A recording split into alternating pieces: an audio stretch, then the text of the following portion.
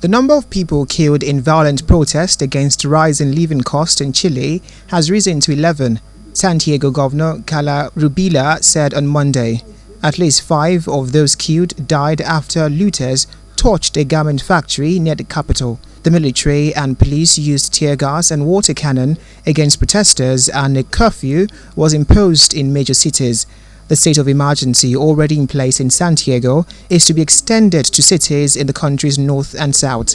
The unrest, sparked by a now suspended metro fare hike, has widened to reflect anger over living cost and inequality. Lebanon's government has approved the package of economic reforms as it attempts to quell the biggest protest to sweep the country in over a decade. Measures include steps to cut Lebanon's huge deficit, slashing politician salaries by half, and giving financial help to families in poverty.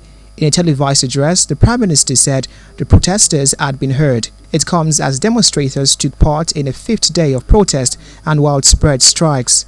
Hundreds of thousands of Lebanese have taken to the street, angry at corruption and austerity measures. The Lebanese economy is struggling with low growth and high debt, and a deteriorating infrastructure has made power cuts and piles of uncollected rubbish part of daily life.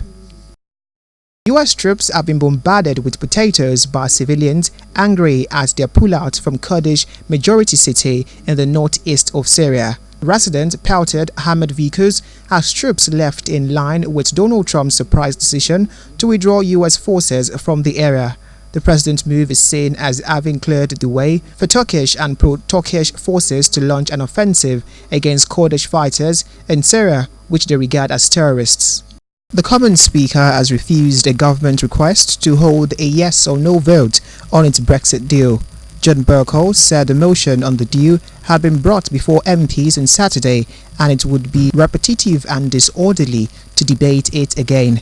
Saturday's sitting saw MPs vote to withhold approval on Boris Johnson's deal until it has been passed into law. The government said it was disappointed, but would go ahead with introducing the necessary legislation. And that's it on The World Today.